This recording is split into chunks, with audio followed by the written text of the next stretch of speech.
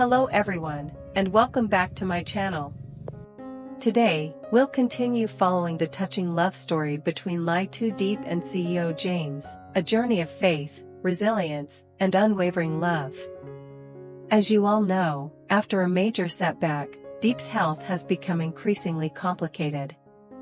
In recent days, she's been battling constant pain, while James, the man who always appeared strong, has, for the first time, fallen into despair watching the woman he loves most suffer so deeply.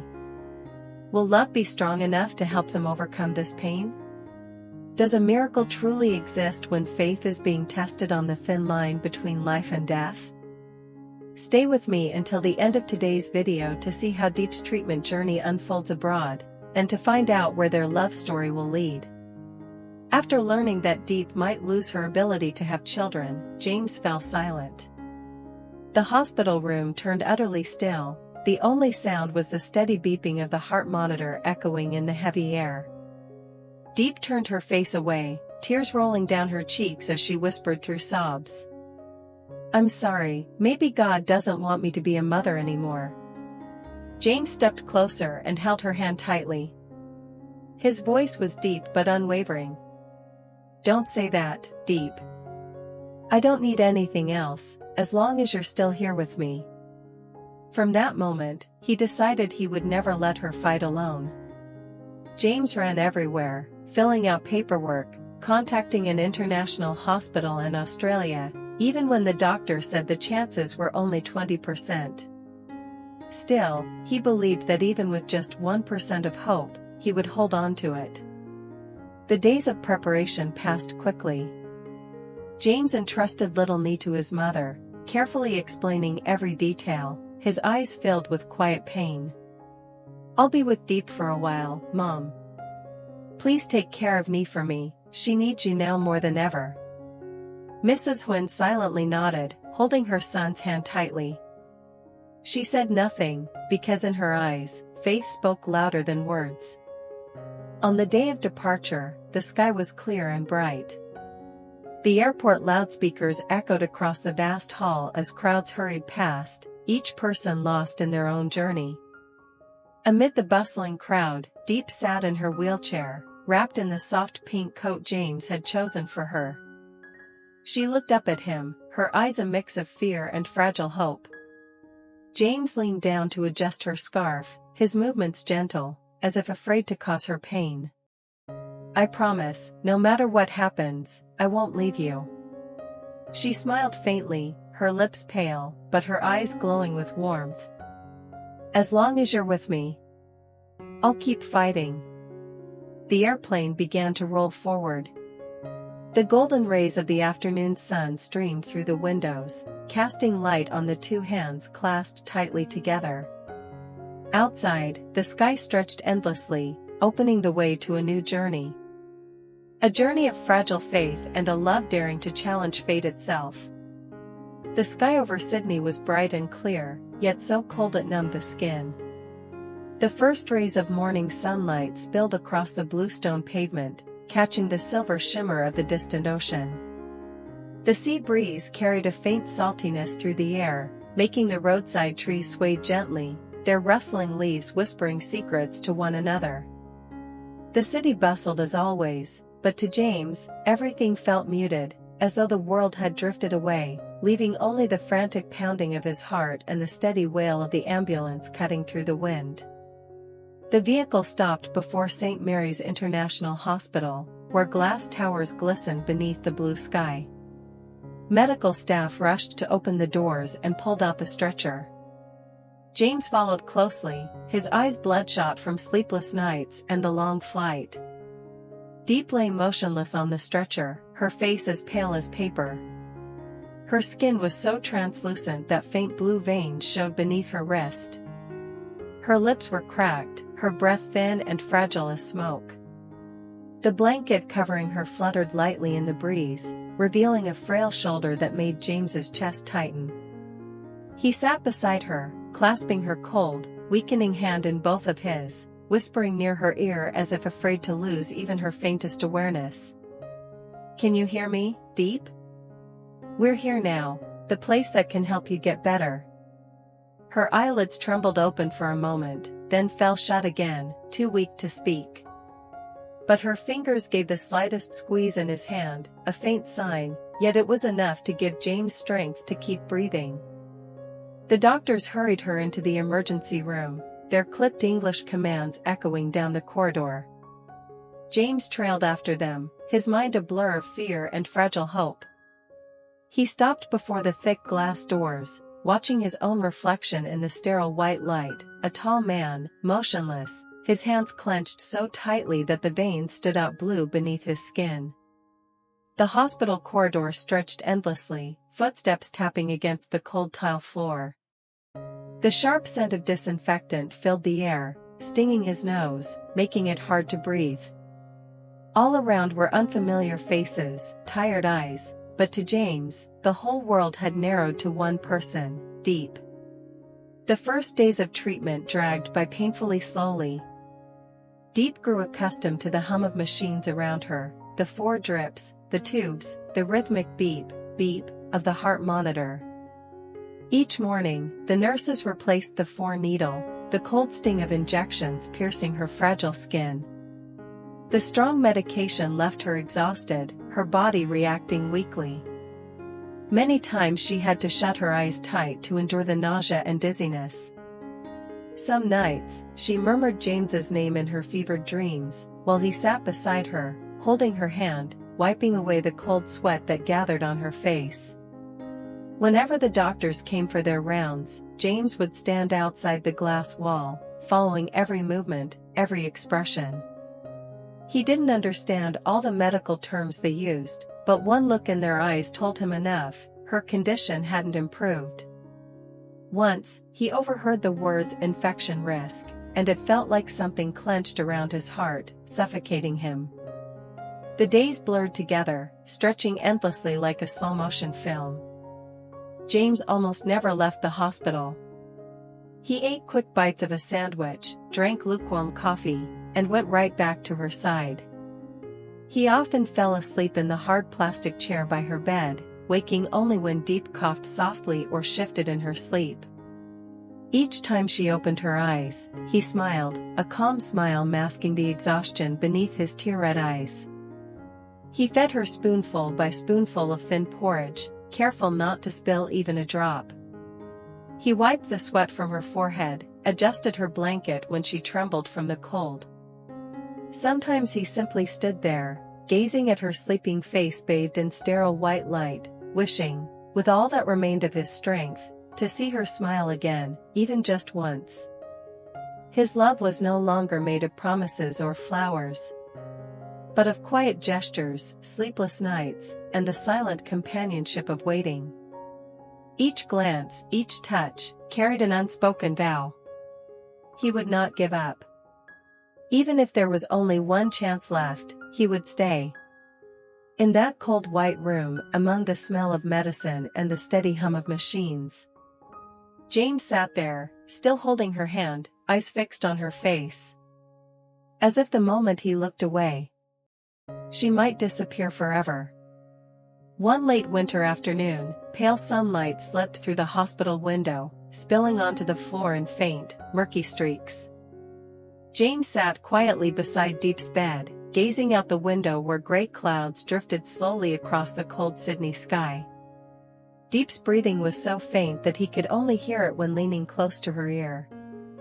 Suddenly, he spoke, his voice low and soft as the wind. "Let me take you somewhere." Diep's eyes fluttered open, her pupils glistening weakly beneath trembling lashes. "Where to?" she asked, her voice hoarse with exhaustion, yet holding a trace of childlike curiosity, like someone just waking from a long fever. James smiled, a gentle, sorrowful smile, carrying the fragile light of a faith he was desperately clinging to. "To a nearby church. You once said you wanted to pray, remember?" She looked at him for a long moment, then slowly nodded. Though weak, a faint smile curved her lips. "Yes. I remember." That evening, the air was crisp and cool. The sun sank behind tall buildings, leaving streaks of orange smeared across the clouds.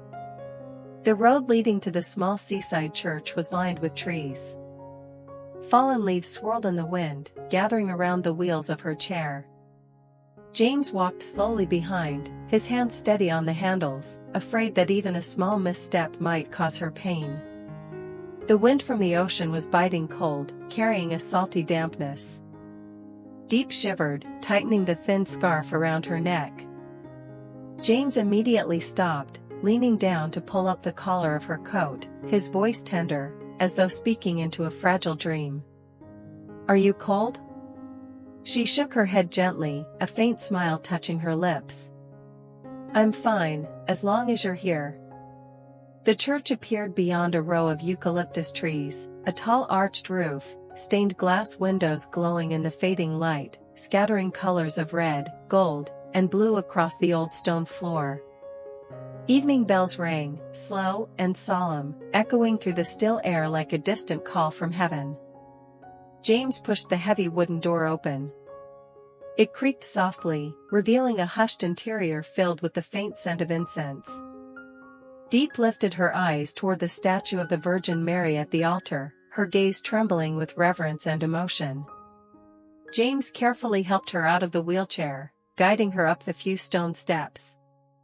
Together, they knelt before the statue. He took her hand in his, her skin was icy cold, fragile as glass beneath his fingers. Light from the stained glass bathed Diep's face in hues of green, red, and gold, mingling with the flickering candlelight that danced like her fading breath. She closed her eyes and whispered softly, her voice trembling in the sacred stillness. "I don't ask for a miracle for myself. I only ask for a little more time, to be with the one I love." James froze. Each word pierced through his chest like a blade. He bowed his head deeply, voice cracking as he whispered, "Dear Lord, please don't take her from me. Please, have mercy on her, just this once." The evening bells continued to ring, mingling with the sound of wind howling outside. Cold gusts from the sea slipped through the cracks of the church doors, curling around the two kneeling figures. The candle beside them flickered violently, its flame trembling on the verge of going out. Diep shivered, her breath grew uneven, her lips pale. James quickly wrapped her tighter in her coat, his hands shaking as he tucked the fabric around her. "Let's go home now. It's getting cold," he murmured, his voice trembling not only from the chill. Diep nodded weakly, a faint, dreamy smile on her lips as her eyes lingered one last time on the Virgin's face. James bent down and lifted her into his arms, as gently as if cradling a fragile flower. He didn't realize that the same bitter wind, heavy with sea mist and the chill of a foreign land, was seeping deep into Diep's chest. Somewhere inside that fragile body, the flame of life was slowly dimming. Quietly, steadily. Like a candle trembling in the Sydney night. That night, the sky over Sydney broke into rain. Tiny droplets pattered softly against the hospital's awning, blending with the low hum of wind brushing past thick glass windows. Inside the treatment room on the 6th floor, the sterile white light fell upon Diep's face, pale, weary, yet hauntingly beautiful. Her body burned with fever. Each breath grew shorter, shallower. Sweat beaded along her hairline, dampening her dark bangs. The fever struck suddenly, like a flame bursting to life in the dark, consuming the last strength within her fragile frame. James noticed it as he was tucking the blanket around her. "Diep, what's wrong? Can you hear me?" he called out, panic cracking his voice. His palm touched her forehead, scorching hot. Before he could say another word, the alarm blared, pai, pai, a piercing sound tearing through the stillness of night. Doctors and nurses rushed in, the red emergency light flashing wildly. Someone pulled the curtain around the bed, another pushed James back toward the door. "I'm sorry, sir, you can't be in here. Please wait outside." James was left in the hallway. The glass doors shut in front of him, steam from inside fogged the window until everything blurred into moving shadows. Footsteps, hurried voices, and the clatter of medical instruments filled the air. He could make out sharp commands in English. Prepare oxygen. Increase the dosage. Then came the sound, that fragile, rhythmic tone. Beep, beep, beep, steady yet trembling, each beat striking against his heart. James stood frozen. He gripped the doorframe so tightly that his fingernails dug into the paint. The fluorescent light cast a sickly glow over his face, pale, exhausted, eyes bloodshot from sleepless nights and fear. His throat tightened, no words could escape, only the ragged sound of his own breathing, as if his body itself was fighting not to collapse. Time stopped moving. Each second stretched into eternity. Inside, the monitors changed rhythm, fast, then slow, then fast again. James clenched his fists and whispered through broken breaths. "Diep, please hold on. I haven't taken you home yet. I still owe you the happiness I promised, remember?" His voice cracked, dissolving into the air. He pressed his forehead against the cold glass, tears streaming down his cheeks, mingling with the rain tracing down the outside of the window. Outside, Sydney drowned in a blur of rain. Droplets hit the window pane, reflecting the silhouette of a man kneeling in despair before the closed hospital door, alone, trembling, yet refusing to leave. It was the image of love, a love beyond words, sustained only by breath and faith. It was the image of fear, the raw terror of losing the one who means everything. And it was the image of faith itself, fragile, flickering, yet still burning within the heart of a man praying through the cold, sleepless rain. There are journeys that aren't just about healing the body, but about learning how to believe. To believe in the one who stays beside you. To believe in love. And to believe that no matter how long the night lasts, the dawn will always return for those who never stop hoping. In moments of despair, when everything seems to fall apart. When faith is worn thin by sleepless nights and tears. If even one person refuses to let go. If one hand still holds tightly to another. Then even if the miracle hasn't come yet, that love itself is already a miracle. Outside, the Sydney rain continues to fall without end. Raindrops slide down the cold glass, reflecting the flicker of hospital lights. And within that small, quiet room, a faint flame still burns. The flame of faith, of fragile hope, and of love standing bravely against the cruelty of fate. James remains there, holding Diep's hand, his eyes fixed on her, afraid that if he blinks, his entire world might vanish. He believes, as long as she's still breathing, he will never let go. And somewhere within her dreams, Diep is whispering a prayer of her own, wishing for just one more morning, to open her eyes and see a smile beside her. Will Diep overcome her illness? Will a miracle truly happen in this foreign land, where faith is tested by fire, and love walks the fine line between life and death? Leave a prayer, a blessing for Diep in the comments below. For who knows, maybe your words will become the very miracle she's been waiting for. And don't forget to watch the next episode, when a new dawn breaks on foreign soil, and the love story between James and Diep continues to write another chapter. A chapter of hope, of faith, and of two hearts brave enough to love to the very end, even through the storm. Xin chào tất cả mọi người đã quay trở lại với kênh của mình. Hôm nay thì mình tiếp tục đưa đến với mọi người câu chuyện của mẹ đơn thân câu chuyện của Lý Tử Diệp và CEO James nha mọi người. Như mọi người cũng đã biết là James và Diệp thì đã trải qua cùng nhau rất là nhiều khó khăn thì mới có thể ở bên nhau như bây giờ.